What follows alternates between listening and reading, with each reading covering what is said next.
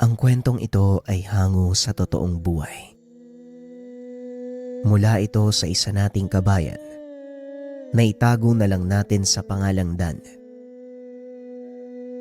Walang eksaktong taon. Kalibo Aklan. Nakakapagod pala talaga magbungkal ng lupa. Hindi ba natin pwedeng itanim na lang ng direkta yung mga buto ng kalabasa? Wika ni Dan.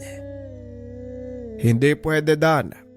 Kailangang maluwag ang lupa habang tumutubo ang kalabasa para kumalat ng maayos ang ugat at lumaki sila ng maayos. Wika ng kanyang lolo na si Lolo Abel. Bakit naman yung mga ligaw na damo? Tumutubo naman ng maayos kahit hindi mo inaalagaan. Di ba dapat pareho lang sila? Ganito kasi yan. May kakayahan silang pangalagaan ng sarili laban sa ibang pananim. Kaya nilang mabuhay ng hindi nakadepende sa pag-aalaga ng mga tao. Dahil, ano ko ba ipapaliwanag to? Dinisenyo sila sa ganung paraan. Samantalang ang mga kalabasa at ibang pananim natin sa bukid, walang ganong kakayahan. Pagpapaliwanag ni Lolo Abel. Hindi naman po yata patas yun, Lolo. Kung yung ibang tanim, dinisenyo sa ganung pamamaraan, bakit hindi na lang lahatin? Akala ko ba, lahat ng ginawa dito sa mundo pantay-pantay? Pero bakit ganun? Magkakaiba sila. Muling tanong ng paslit. Natawa na lamang ang matanda. Hindi na nito sinagot pa ang katanungan ng apo. Nang mga panong iyon, 10 taong gulang si Dan. Namumuhay kasama si Lolo Abel na isang magsasaka. Bukod sa paghahalaman, napakadami nitong alagang baka at kalabaw. Iniwan ng mga magulang ang paslit nung 2 taong gulang pa lamang ito. Kinakailangan nilang magtrabaho upang mabigyan ng sustento ang bata. Kaso nga lang, sa kasamaang palad, naghiwalay ang mag-asawa. Nagkaroon ng sari-sariling pamilya. Nakalimutan na si Dan. Hindi na ito binalikan pa ng ina. Naawa si Lolo Abel dahil wala nang mag-aaruga sa paslit. Minsan na itong kinuha ng pamilya ng ama. Ngunit pinagmamalupitan ito, lalo na kapag hindi nakakapagbigay ng sustento. Nalaman ito ng matanda nang minsang bumisita. Nanlumo nang makita ang sitwasyon ng paslit. Kaya nagpa siya ito na kupkupin na lang si Dan.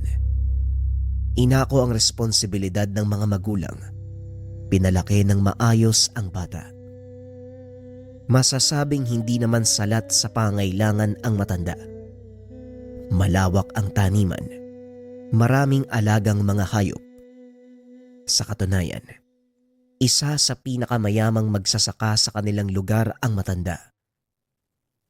Ngunit sa kabila ng karangyaan, pinili nitong mamuhay ng simple sa isang maliit na dampa. Hindi lang basta magsasaka si Lolo Abel. Kilala ito bilang mahusay na manggagamot. Bagaman hindi gaanong tumatanggap ng pasyente, may mga taong makakapagpatunay na may kakayahan nitong magpagaling ng mga karamdaman. Marami ang nagtataka. Marami ang naiinggit sa matanda. Kaya naman, madalas na pagdidiskitahan ng mga walang magawa ang kanyang mga alagang hayop. Ngunit hindi nagtatagal. Kinakarma ang mga ito na parabang may kung sinong gumagante para sa matanda. Minsan magkasama ang maglolo habang nagpapakain ng mga alagang manok. Tumakbo si Dan papunta sa kulungan ng mga baka upang tignan ang mga maliliit na guya. Tuwang-tuwa ang paslit sa tuwing nakikitang tumatakbo ang mga munting baka sa malawak na damuhan. Ngunit ng mga sandaling iyon, napansin ni Dan na kulang ng 2 ang mga guya. Dali-dali itong pumasok sa torel upang tignan. Baka hindi lang nakalabas ang mga ito. Ngunit nang lumo ang paslit, nang makitang nakahandusay sa lupa ang dalawang nawawalang kuya, bumubula ang bibig ng mga ito na tila nakakain ng lason. Tinignan ni Dan ang paligid. Napansin nito ang isang makamandag na ahas. Dali-daling tumakbo ang paslit upang ipaalam sa matanda ang nangyari. Sigurado ka ba sa sinasabi mo? Paanong magkakaroon ng ulupong sa lugar na ito? Hindi naman lumalaki ang mga ganong uri ng ahas sa probinsya natin. Hindi po ako pwedeng magkamali. Yun po yung ahas na nakita ko sa libro namin eh. Tapos ang sabi pa nga po, makamandag daw po yung mga ganong ahas. Bilisan niyo po lolo, baka may makagat pang ibang hayop. Tugon ng paslit. Dali-daling naglakad ang matanda papasok sa torel ng baka. Nakita nga nito ang dalawang guya nakahiga na sa lupa. Hinanap ni Lolo Obel ang kinaroroonan ng ahas. Nakumpirmang ito nga ay isang ulupong. Sino naman kaya ang nagpakawala ng ahas na yan dito? Nung nakaraan, balingayaw. Ngayon naman ulupong. Ano na kaya ang susunod na papakawalan ng mga taong yan? Ay mamaya makakita ako dito ng halimaw. Wika ni Lolo Abel. Pag nahuli ko sila, ipapasipa ko yung mga yan kay Bulas. Teka, nasan nga pala si Bulas? Wika ng paslit habang iniikot ang tingin sa paligid. Maya-maya pa ay sumipol ang matanda. Lumantad ang napakagandang itim na kabayo. Oh, yan ang kaibigan mo. Kumuha ka ng damo at tubig, lagyan mo ng kaunting asin para ganahan siya sa pag-inom. Wika ni Lolo Bel. Dali-dali namang tumakbo si Dan para sundin ang utos ng matanda. Lingid sa kaalaman ng paslit, hindi to pangkaraniwang kabayo. Mukhang may nangyayari na hindi maganda sa torel. Ano ang may paglilingkod ko sa iyo, Tandang Abel? Wika ng kabayo. Walang nakakaalam na isa itong maharlikang tikbalang na naging gabay ng matanda. Simula nang tanggapin niya ang pagiging manggagamot. May 2 guya ang napatay. Sa pagkakataong ito, ulupong ang kanilang ginamit. Tugon ni Lolo Abel. Sumusobra na sila. Masyado mo kasing pinapabayaan ang mga taong yon. Bakit hindi mo ko hayaang turuan sila ng leksyon? Bulas, para naman tayong bago ng bago eh. Alam mo sa iyong sarili na hindi naman dapat patulan ng mga ganong tao. Sa oras na gawin mo ang bagay na yan, parang wala ka ng pinagkaiba sa kanila. Tugon ni Lolo Bel. Nakita ng matanda na paparating si Dan, kaya sinabihan niya ang gabay na huwag mag-iingay. Huwag lang silang magkakamali na saktan si Dan. Sa oras na gawin nila ang bagay na yon, hindi ko sila mapapatawad. Wika ng nilalang. Sabay lapit sa bata na may dala ng balde ng tubig. Meron ding hila-hila si Dan. Kariton na may laman na binungkos na dayami. O ayan Bulas, kumain ka na. Sariwa pa yung mga dayami na yan ha. Kaya paniguradong masarap yan. Wika ng paslita. Pinagmamasdan ito habang kumakain ang alagang kabayo. Samantalang si Lolo Abel naman, napakalayo ng tingin. Nagulat na lang ito nang biglang hilahin ng paslit ang hawak niyang sombrero. Ikaw talagang bata ka. Palagi mo kong ginugulat ah. Ano, tapos na bang kumain si Bulas? Tanong ni Lolo Abel. Opo. Ayun oh, tumakbo na naman palayo. Napapansin ko po napapansin ko po. Palaging malayo ang tingin nyo. Bakit lo? May problema po ba kayo? Tanong ng paslit. Ang mga taong naiinggit sa atin na po, nagiging sakit na sila ng ulo. Siguro oras na para kumilos eh. Halika, bumalik na tayo sa kubo. Pakawalan mo ang mga aso sa bandang ito para may kumahol kung sakaling pasukin tayo. Wika ni Lolo Abel. Sinunod ni Dan ang utos nito. Pagsapit ng gabi habang naghahapunan, narinig ni Dan ang pagkahol ng mga alaga na nasa kulungan ng baka. Kumuha ng pang-ilaw ang paslit at inilawan ito. Nakita ng paslit ang mga alagang aso. Nakaharap sa bahagi kung saan makapalang damo. Itinutok ni Dan ang ilaw kung saan nakatingin ang mga aso. Doon ay napansin ng bata ang isang pares ng mata. Nakatago ito sa makapal na talahib habang nagmamasid sa paligid. Lo, parang may nakita akong mata ng tao dun oh. Dun sa kinakaulan ng mga aso. Wika ng paslit. Sigurado ka ba, iho? Baka naman isa lang yan sa mga alaga nating kambing. Lolo, hindi ako sigurado kung sa kambing yung mga matang yun eh. Mapula po kasi. Parang sa butiki.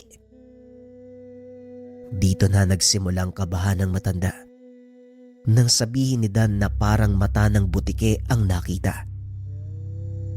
Saan banda? Ituro mo sa akin. Nandyan pa ba siya? Opo, nakatitig lang po sa atin oh.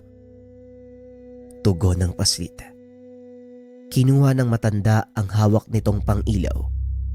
Itinapat at inikot ang tingin sa direksyon ng mga aso hanggang sa makita nito ang sinasabi ni Dan.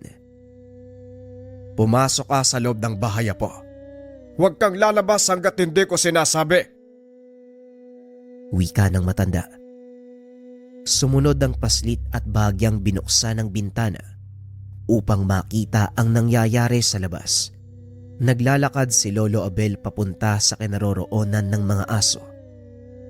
Habang papalapit ito, nakita ni Dan ang alagang sibulas. Naglalakad papunta sa matanda.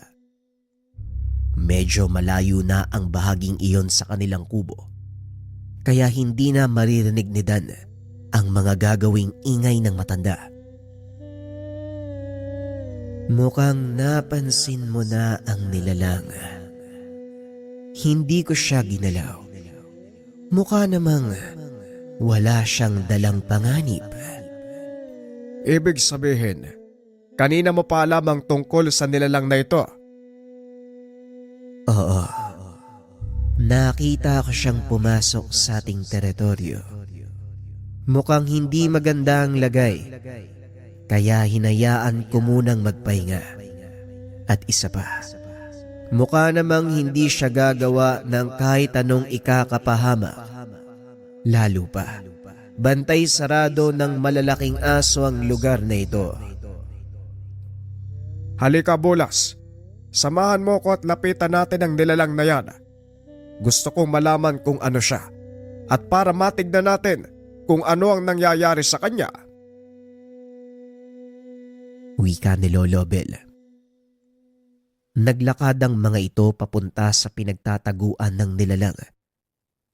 Napansin nilang natatakot ito, lalo pa nang makita si Bulas. Huwag kang mag-alala. Hindi ka namin sasaktan. Lumabas ka sa pinagtataguan mo at titignan ng matandang ito kung ano ang maitutulong namin sa iyo. Wika ni Bulas. Dahan-dahang tumayo ang nilalang. Naglakad palabas sa talahiban. Tumambad ang malabuhayang nilalang. May katawan ng tao. Balot ng makapal na kaliskis ang katawan. nakita ni Mang Abel na may nakatarak na palaso sa tagiliran ng nilalang. Mahabaging langit, isang reptilian. Bulas, bakit hindi mo kagad sinabi sa akin ang tungkol dito? Hindi natin alam kung anong meron sa palasong nakabaon sa katawan ng nilalang na yan. Kaibigan, halika, sumama ka sa akin. Titignan ko kung anong maaari nating gawin. Wika ni Lolo Abel. Samantala, patuloy na nakamasid si Dan mula sa bintana ng kanilang kubo. Sobrang dilim ng mga oras na yun, kaya hindi niya gaanong maaninag ang nangyayari. Maya-maya pa, napansin ito na naglalakad pabalik ng kubo si Lolo Abel, kaya sinalubong ito ng paslit sa pintuan.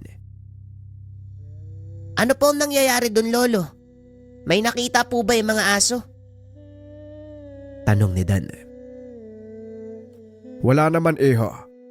May kambing lang na naipit ang sungay sa malaking puno ng talahib. Nagkasugat ang ulo, kaya kailangan kong gamutin. Baka dapuan ng langaw tapos maimpeksyon. Wika ng matanda. Sabay kuha ng mga gamit sa panggagamot. Akmang susunod na sana palabas ng tahanan ang paslit, nang bigla itong pigilan ni Lolo Abel. Gusto ko pong makita yung kalagayan ng kambing, Lolo. Mahabog na sa labas. Baka magkasakit ka pa. Bukas mo na lang tignan. Sige na, maglinis ka na ng katawan at matulog. May pasok ka pa bukas. Wika ni Lolo Abel. Hindi naman na nangulit pa si Dan. Sinunod nito ang utos ng matanda. Pagbalik ni Lolo Abel sa kulungan ng baka, sinuri nito ang sugat ng nilalang. Napagtanto na ang palasong ginamit nagtataglay ng malakas na lason na maaaring pumatay sa isang engkanto. Dugo ng babaeng usa ang ginamit nilang panglason. May magagawa ka ba, Tandang Abel? Hindi ako naging manggagamot kung hindi ko alam ang lunas sa lasong ito. Magmadali ka, Bulas. Kumuha ka ng ilang perasong ugat ng kugon. Tugon ng matanda. Dali-daling kumuha si Bulas ng ugat ng kugon. Kagad bumalik sa kulungan ng mga baka. Kumuha ng langis si Lolo Abel mula sa kanyang maliit na kahon. Ibinuhos sa sugat ng nilalang. Napaangil ito ng malakas dahil sa hapdi. Tisin mo lang. Ilang segundo lang, mamamanhid na ang sugat at pwede na nating bunutin ang palaso. Wika ni Lolo Abel. Huminaho naman ang nilalang. Ilang sandali nga ay tuluyan itong nakatulog. Kinuha ni Lolo Abel ang pagkakataong iyon upang bunutin ang palaso. Mabuti na lamang, gumana ang langis na inilagay, kaya hindi na naramdaman ng nilalang ang sakit. Matapos ay hinugasan niya ang sugat gamit ang pinaghalong dahon ng bayabas at ugat ng kugon. Tinalian nito, hinayaang makapagpahinga ang kanilang bisita. Ano kaya ang dahilan ng pagpapakita ng reptilian sa lugar? Ang mga uri nila ay mapayapa at may nahong mga engkanto. Sa oras na mabulabog ang kanilang tirahan, kusa silang umaalis ng walang gulo. Siguro, may mga taong nanggambala ng kanilang katahimikan. Malalaman natin yan sa oras na magkamalay siya. Sa ngayon, kailangang maitago mo ang nilalang na yan mula kay Dan. Hindi pa natin alamang kaya nitong gawin. Wika ni Bulas. Tama ka, Bulas. Ikaw na ang bahalang maglagay ng sabulag sa lugar na ito. Ililipat ko rin ang ilang baka upang hindi na pumunta si Dan para magpakain. Tugon ng matanda. Matapos gamutin ang nilalang, bumalik na ang matanda sa kanilang kubo. Tulog na rin si Dan ng mga sandaling iyon. At dahil malalim na ang gabi, nagpahinga na si Lolo Abel.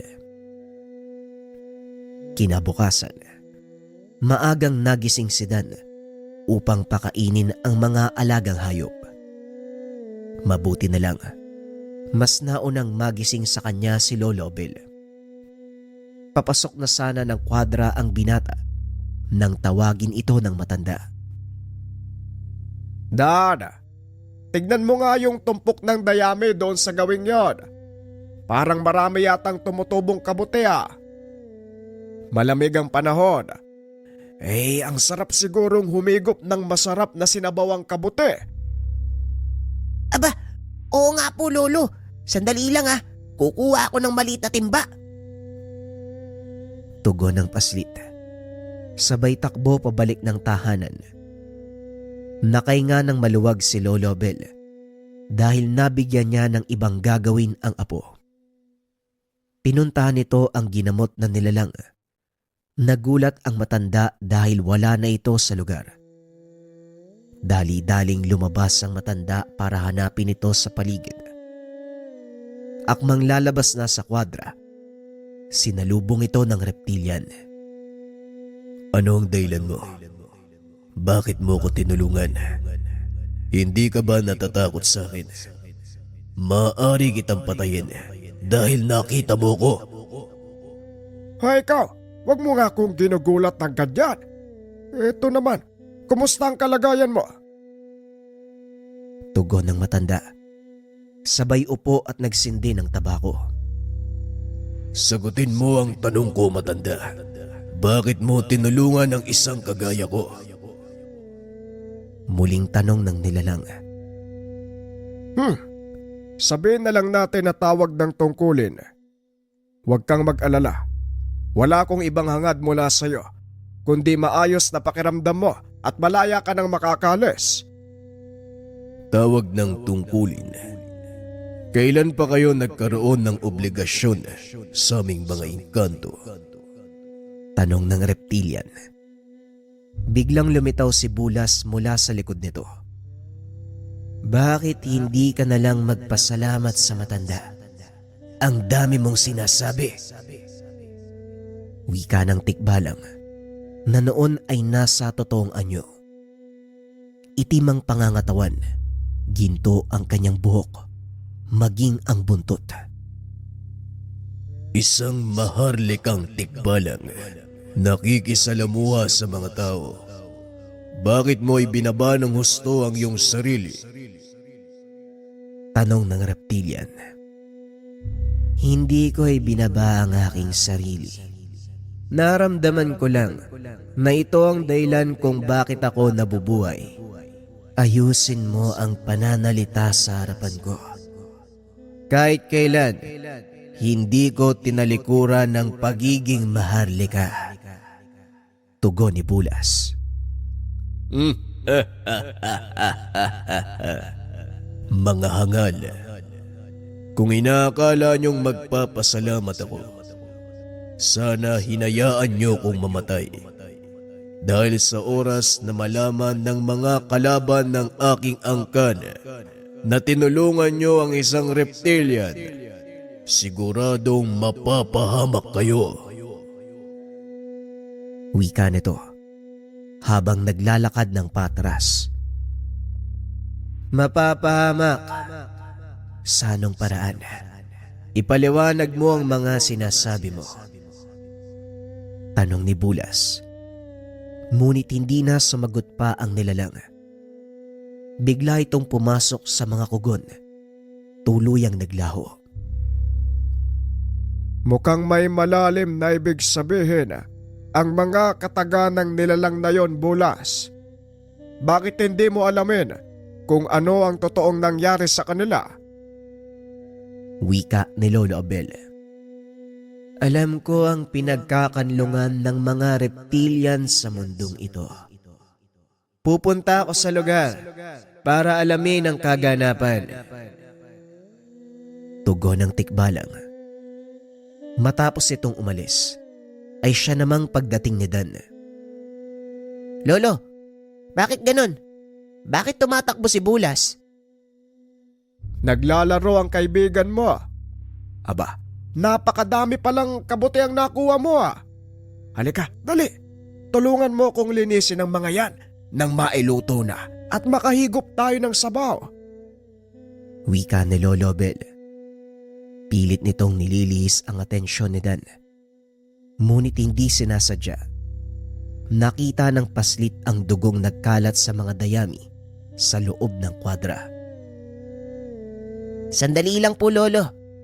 Bakit may mga dugo sa kwadra natin? Ano pong nangyari sa baka? Tanong ng paslit. Mukhang may nanganak na mga inahin na. Baka kagabi.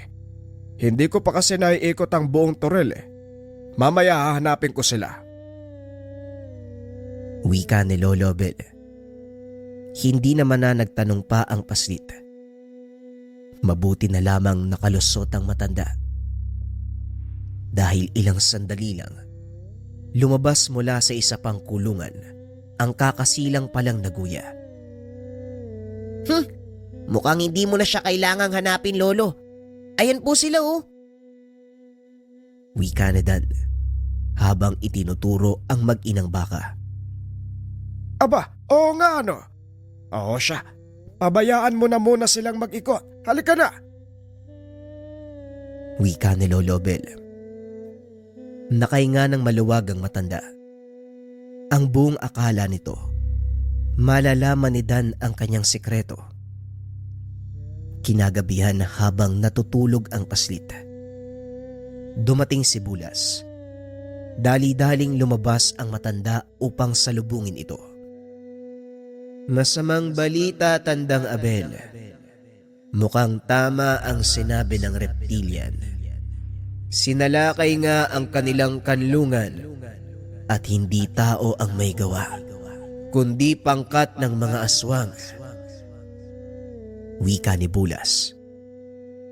Paano mong nalaman na pangkat ng mga aswang ang sumalakay sa kanila?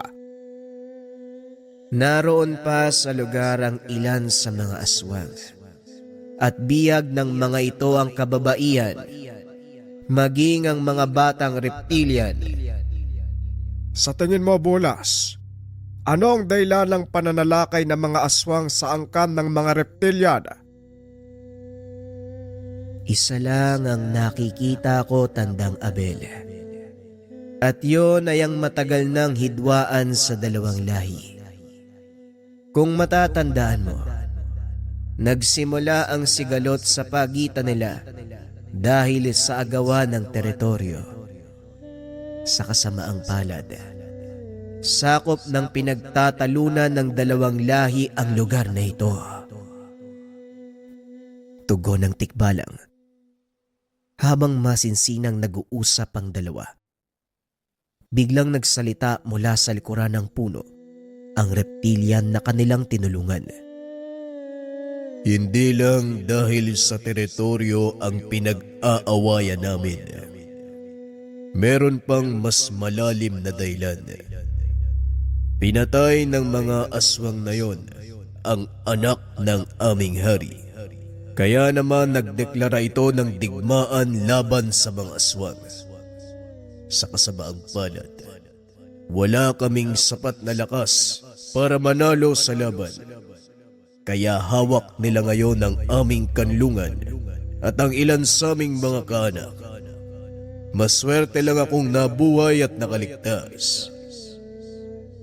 Ang palasong ginamit sa'yo ay gawa ng isang magaling na manggagaway.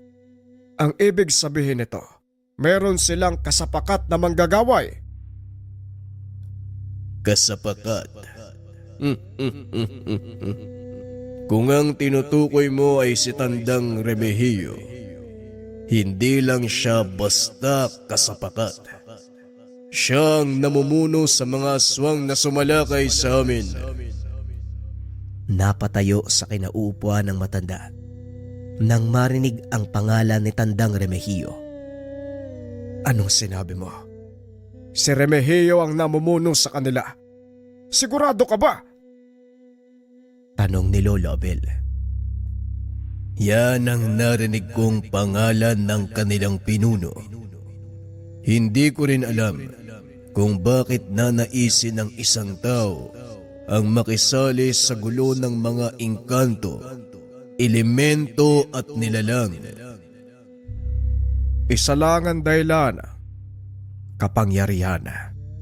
Karapatang pamunuan ang ilang malalakas na angkan ng mga elemento. Gaya ng mga aswang. Simula pa man noon, talagang hayok na sa kapangyarihan si Remigio. Ang akala ko nga, patay na ang manggagaway na yan.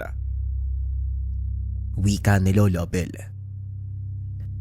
Ano ang balak mong gawin, Tandang Abel? Tanong ni Bulas. Wala tayong gagawin, Bulas. Hanggat hindi siya nagdudulot ng problema sa aking bukirin, wala silang magiging problema sa akin. Sa ginawa niyong pagtulong sa akin, damay na kayo sa hidwaan. Pasensya na, Tanda, mukhang napasama pa ang paggagamot mo sa sugat ko. Sana, hinayaan mo na lang akong mamatay. Wika ng reptilian. Hindi ko naman maaaring hayaan na mamatay ang isang nilalang sa loob ng aking teritoryo. Damay kong damay. Mas mabuti na ngang ganito ang nangyari at nalaman kong buhay pa si Remigio. Mukhang nangangailangan ito ng malakas na mga kasangga. Hayaan mo kong tumulong, Tandang Abel. Ito ang sinumpan kong tungkulin sa iyong ama noon. At ngayon, isa sa katuparan ko naman ang sayo. Hindi sasapat ang puwersa niyong dalawa, lalo na ikaw, Tandang Abel. Masyadong malakas ang pinagsamang puwersa ng mga aswang, pati na rin ni Tandang Remigio. Wika ng reptilian. Huwag kang mag-alala. Kilala ko ang karakas ni Remigio. Alam ko ang kainaan niya. Kaya kung maaari bumalik ka sa mga kalahi mo, balaan sila. Magpahuli ka kung kinakailangan para makarating sa kanila ang babala. Sa kalagitnaan ng pag-uusap ng tatlo, bigla namang nagsalita si Dan. Lolo, sino po yung mga taong yan? Bakit po? Hindi na ituloy ng paslit ang sasabihin nang mapagtanto na hindi tao ang kausap ng matanda. Bakit gising ka pa? Ikaw talagang bata ka. Sige na mga kasama, umalis na kayo dito. Wika ni Lolo Bel. Nakatulala lang si Dan ng mga oras na yun. Hindi ito nagsasalita. Dan, apo, ayos ka lang ba? Anong nangyari sa'yo? Niyuyugyog ng matanda ang paslit hanggang sa makabalik ito sa wisyo. Si Bulas po ba yung nakita ko kanina? Bakit po naging tao yung kalahati ng katawan niya?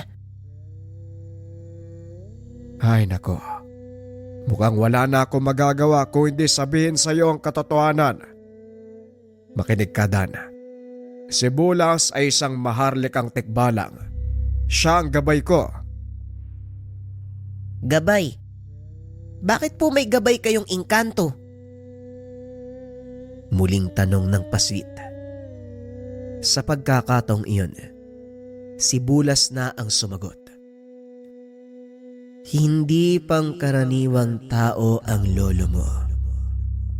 Isa siyang mahusay na tagapamagitan. At ako naman ang kanyang engkantong gabay na tumutulong na panatiliin ang kaayusan sa mundo ng mga tao. Pagpapaliwanag ni Bulas. Ganun ba? Ibig sabihin may kapangyarihan si Lolo Abel. Ayos! Ang galing! Tugon ng paslit. Imbis na matakot, tumalon ito ng paulit-ulit Tumatakbo paikot sa kinakatayuan ni Bulas. Tama ka, Dan. Makapangyarihan ang Lolo Abel mo. Ewan ko nga ba kung bakit hindi niya sinasabi sa'yo ang bagay na ito. Hindi pa kasi tamang pagkakataon at panahon.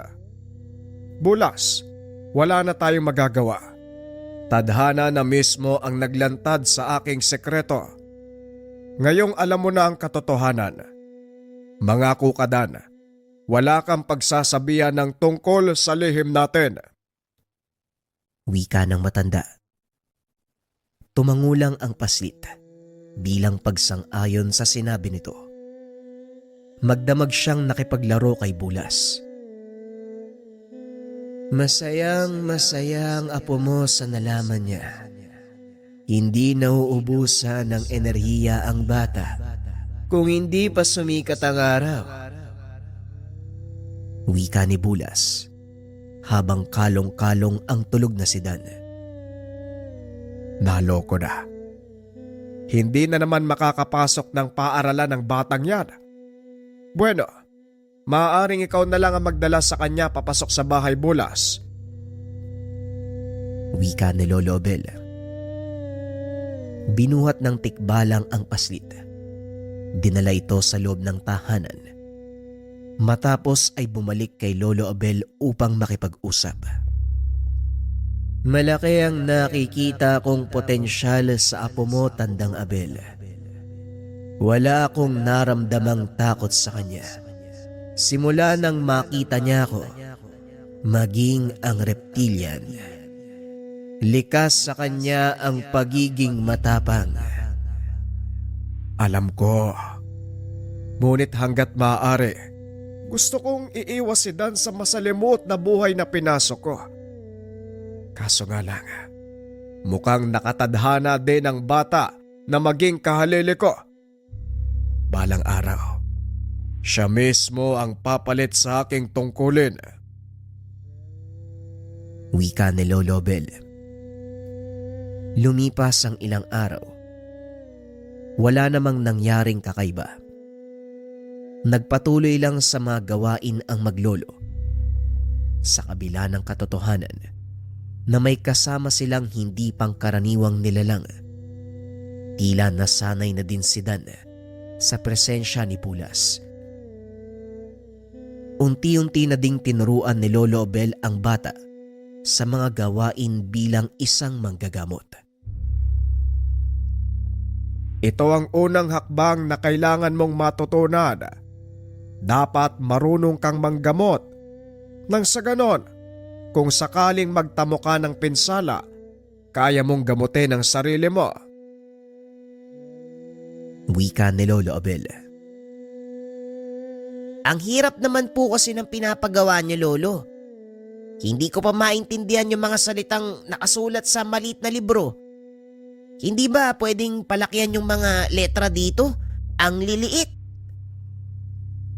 Walang madali sa buhay, apo.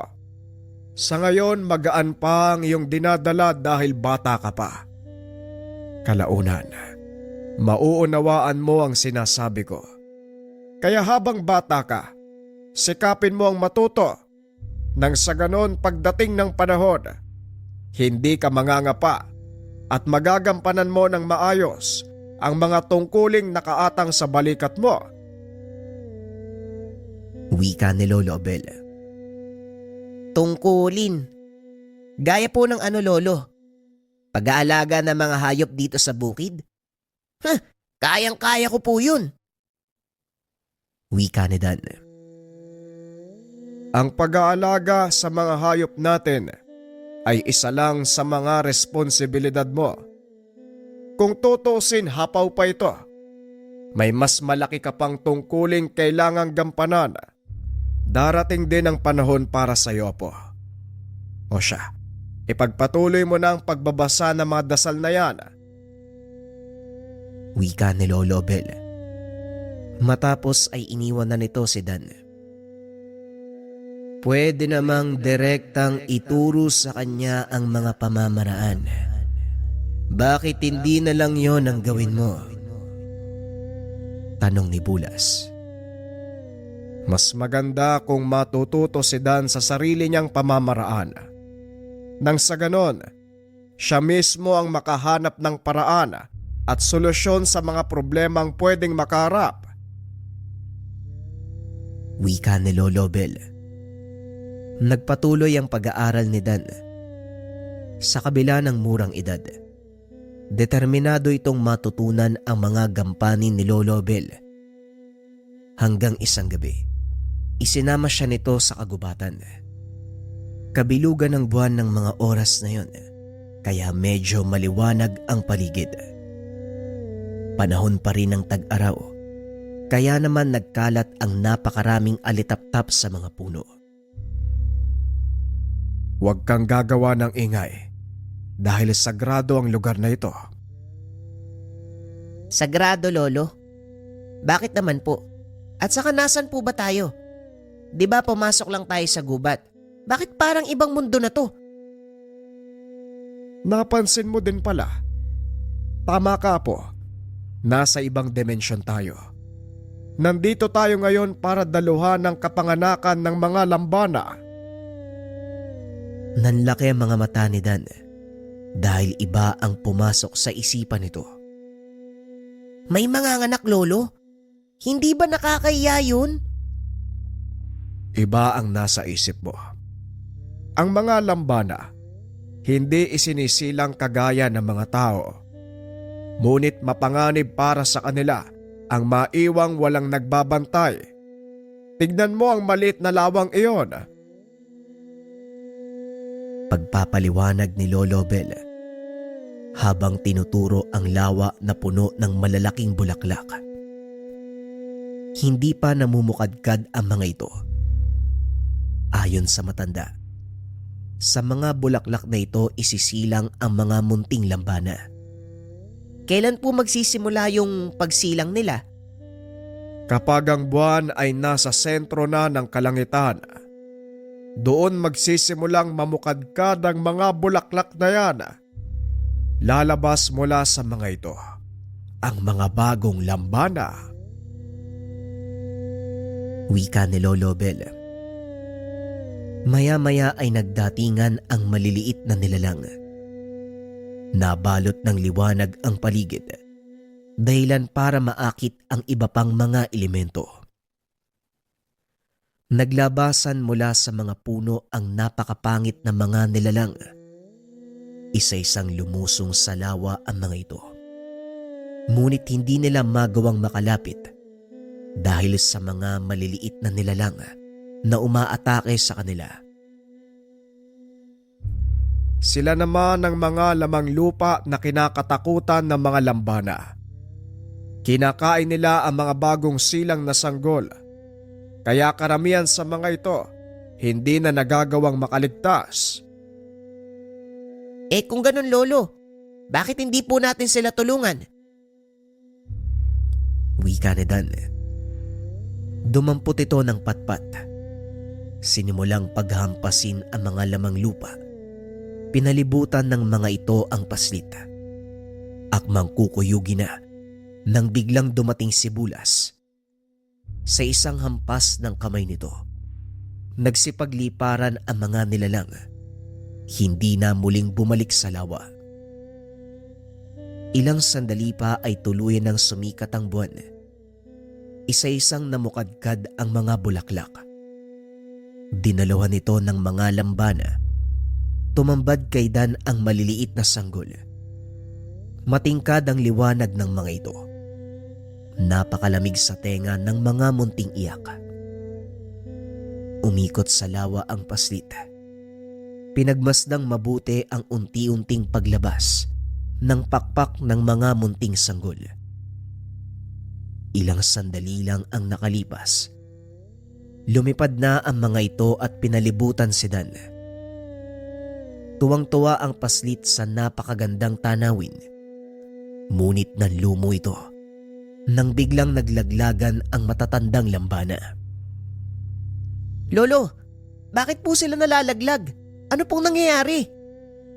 Sa tuwing isinisilang ang mga bagong lambana, namamatay ang mga matatanda. Ito ang kanilang buhay. Dinala kita dito para matutunan ng isa sa pinakamahalagang aral sa buhay. Wika ni Lolo Obel. Aral? Ano naman po yun, Lolo? Ang mga lambana ay may ginagampanang mahalagang papel sa parehong mundo ng mga tao, pati na rin ang engkanto. Sila ang nagiging daan kung bakit lumalago ang mga kagubatan dito sa atin. Meron silang kapangyarihan na magpagaling ng may mga sakit na halaman. Dahil dito, dumarating sa punto na uubos ang kanilang enerhiya at sa bandang huli ay tuluyang namamatay. Ngunit sa pamamagitan ng ibinigay nilang lakas sa kalikasan, isinisilang ang mga bagong lambana. Ang aral na gusto kong matutunan mo, Apo. Lahat tayo ay may katungkulang kailangang gampanan. Ngunit hindi habang buhay tayo ang gagawa nun. Darating ang panahon, manghihina ang katawan natin, makakalimot ang isipan at tuluyang mamamaalam sa mundong ito. Ngunit dahil sa legasiyang iniwan natin sa mundo, may mga taong pinili para sundan ang mga yabag natin at ipagpatuloy ang ating sinimulan. Pagpapaliwanag ni Lolo Obel.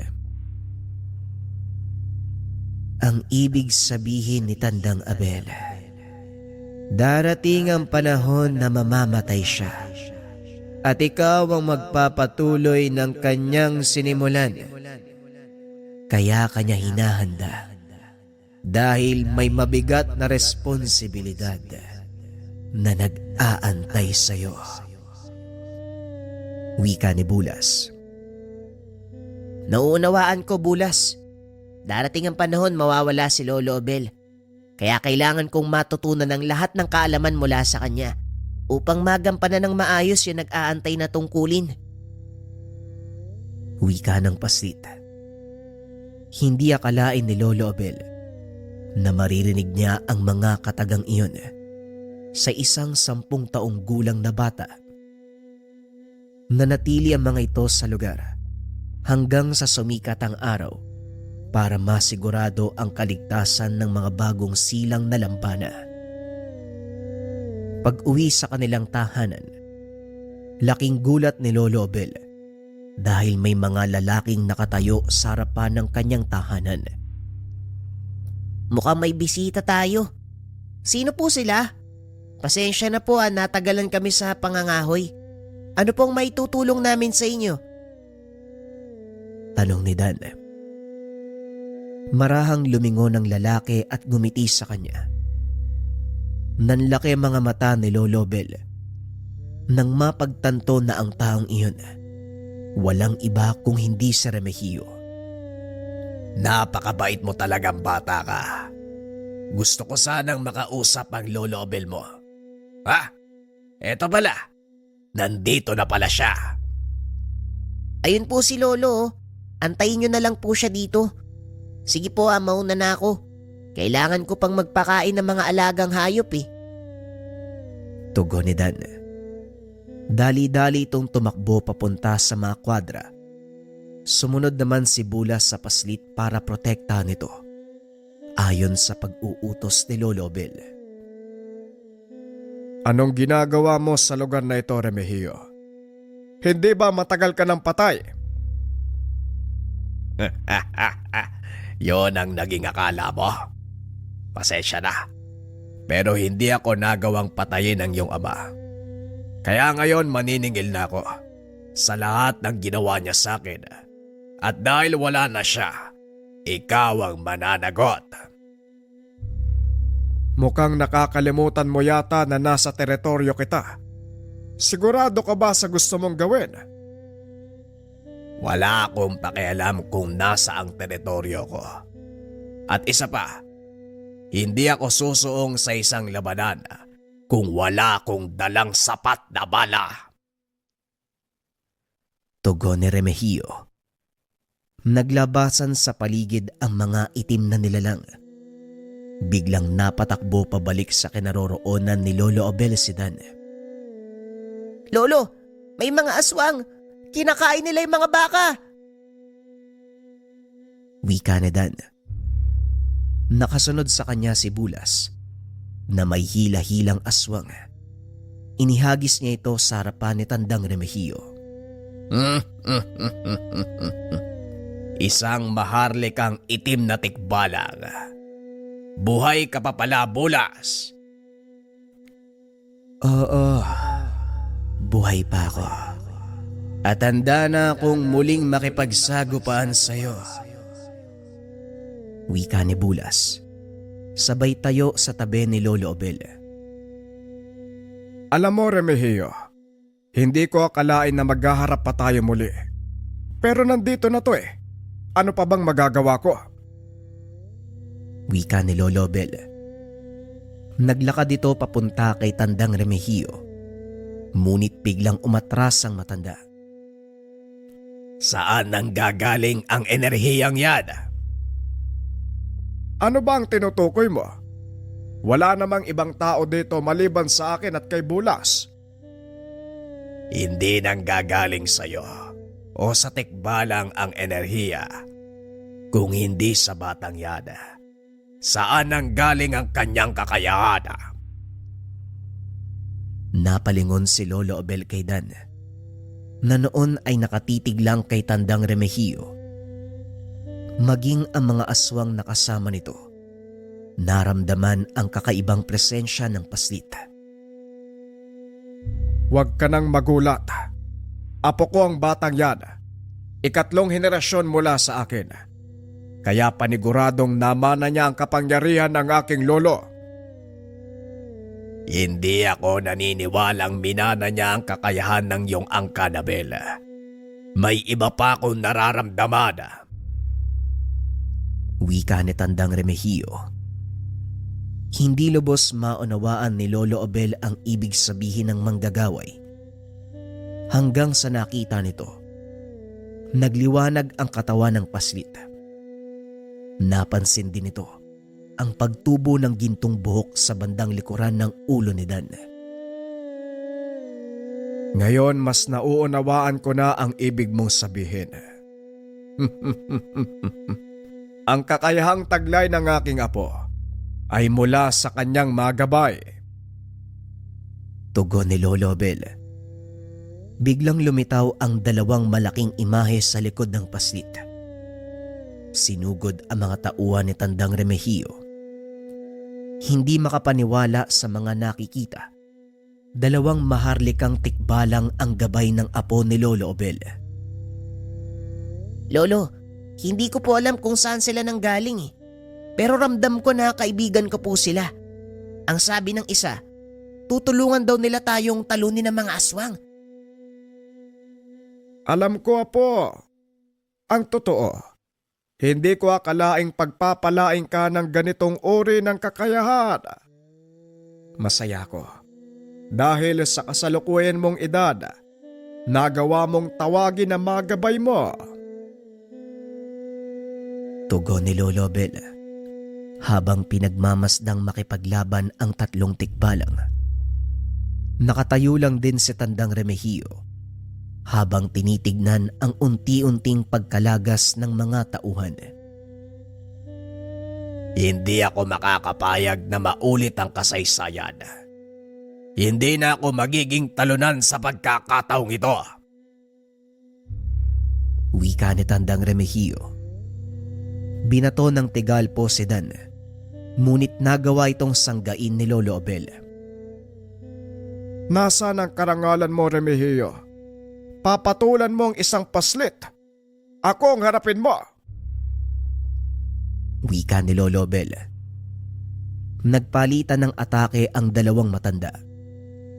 Malakas na manggagaway si Tandang Remigio, ngunit mas mahusay sa larangan ng kumbate espiritual. Nagawa nitong kontrahin ang mga atake ni Tandang Remigio.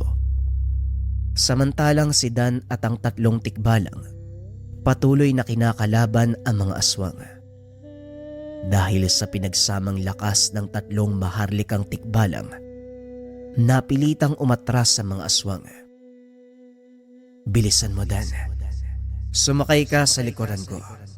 Hahabulin natin ang mga tumatakas na aswang. Wika ni Bulas. Dali-daling tumalon ang paslit sa likod ng tikbalang habang nagbabago ito ng anyo. Mag-iingat po kay Lolo ah. Huwag niyo akong alalahanin. Kasama ko sila Bulas. Wika ni Dan. Habang papalayo sakay ni Bulas, nasundan nila ang mga aswang papunta sa kanlungan ng mga reptilian. Nakita nila ang mga ito. Sinasaktan ang mga kawawang nilalang. Nakaramdam ng matinding awa si Dan, lalo na sa mga batang reptilian. Marahang ibinaba ni Bulas ang paslit. Ano ang gusto mong gawin sa mga aswang na yan? Wala kayong ititira. Ubusin silang lahat. Wika ni Dan. Walang pagdadalawang isip na sumugod ang mga tikbalang. Pinagpapapatay ng mga ito ang mga aswang hanggang sa walang matira. Samantalang sa panig naman ni Lolo Obel, patuloy nitong sinasagupa ang mga atake ni Tandang Remigio. Sa mga oras na ito, siguradong wala nang natira sa mga alagad mo. Ginalit mo ng husto ang aking apo. Hindi basta-basta matatalo ang mga aswang. Lalo na, ilang tikbalang lang ang makakasagupa nila. Pag-uusap ng dalawa. Napahinto ang dalawa sa paglalaban nang makita ang mga reptilian naglalakad papunta sa kanilang kinaroroonan. Tapos na ang laban, Remigio. Sumuko ka na. Tanggapin ang pagkatalo mo. Wika ni Lolo Bel. Ngunit may katigasan ang ulo ni Mang Remigio. Hindi ako magpapatalo sa'yo. Sa pagkakataong ito, ako ang mananalo. Wika ng matanda. Sabay bato ng tigalpo kay Lolo Bel. Sinangga ng matanda ang atake nito. Ibinalik sa kanya. Dahan-dahang nanigas ang katawan ni Tandang Remigio hanggang sa napalo dito sa lupa. Tanggapin mo ang sarili mong atake. Namnamin ang parusang dulot nito. Wika ni Lolo Bel. Matapos ay biglang sumabog ang ulo ni Tandang Remigio. Nagsigawan ang mga reptilian nang makita ang pagkatalo ng kalaban. Hindi niyo alam kung gaano katagal naming minithi ang kalayaan. Malaki ang pasasalamat ko sa inyo. Habang buhay naming tatanawing utang na loob ang sakripisyo ng pagtulong. Wika ng reptilian. Matapos ay nagpaalam na ang mga ito upang bumalik sa nasirang kanlungan. Ang pangyayaring iyon ang nagbukas ng kakayahan ni Dan. Pinaglinang ito ng paslit hanggang sa sumapit sa wastong gulang. Pinili ng binata ang daan sa pagiging manggagamot. Marami ang natulungan nito.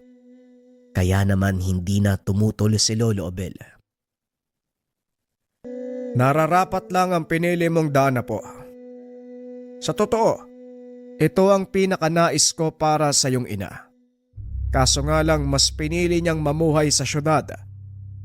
Hindi ko naman masisisi ang iyong ina dahil sa nakikita ko ngayon sa iyo. Walang duda. Ito ang tadhanang nakalatag sa buhay mo. Wika ni Lolo Bel. Nang mga sandaling ito ay nakaratay na ang matanda. Binata na din si Dan. Ito ang nagpapatuloy ng lahat ng gawain ng matanda. Hindi ko po mararating ang ganitong antas kung hindi dahil sa inyo, Lolo. Malaki po ang pasasalamat ko dahil hindi nyo pinagkait sa akin ng mga kalaman. Hindi na ako magtatagal, Apo. Alam nating pareho na nasa dapit hapon ako. Ikaw, sumisikat pa lang ang araw para sa'yo. Kaya sana, wag na wag mong sasayangin ang buhay mo. Ilaan mo ito sa mas makabuluhang gawain. Ipinangako ko sa inyo noon na ipagpapatuloy ang sinimulan nyo. Kasama na doon ang paggawa ng kabutihan sa kapwa nang walang inaantay na kapalit. Malaki ang tiwala ko sa iyo, Apo. Ako ang nagpalaki sa iyo. Kaya kilala kita at alam kong mabuti kang tao. Gawin mo ang nararapat. Panatiliin mo ang kaayusan sa lugar na ito. Hindi ka tatalikuran ng mga gabay mong tikbalang. Matapos ang pag-uusap, nang gabing iyon ay namaalam si Lolo Bel. Bilang pagtanaw ng respeto, inilibing ang katawan ng matanda sa sentro ng kanilang lupain. Taon-taon, nagdaraos ng piging ng pasasalamat ang binata para sa yumaong matanda. Dinadalawa nito ng iba't ibang elemento, lalo na ng mga inkantong natulungan ni Lolo Obel noong nabubuhay pa siya. Nakita ni Dan kung gaano kalaki ang impluwensya ng matanda sa mga nilalang. Sinikap ng binata na panatiliin ang relasyon. Sa pagtagal ay nagawa naman niya itong panatiliin. Nagkaroon ng sariling pamilya si Dan. Ipinasa nito sa mga naging anak ang nalalaman. Tinanggap ito ng mga bata. Naging matagumpay sila sa pangangalaga ng balanse dahil maging ang mga ito nakita ang totoong kahalagahan at kagandahan ng nagkakasundong mundo.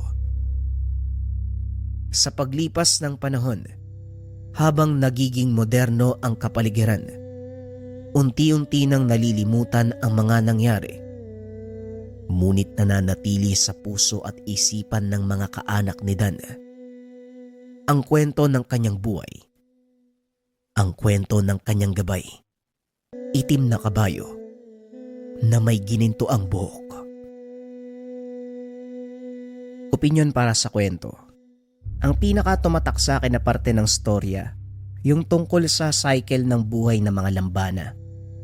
Sobrang dakila kasi ng buhay nila, mga kabayan. Isipin nyo, para lamang mapangalagaan ng kagubatan, nananatili ang lahi nila.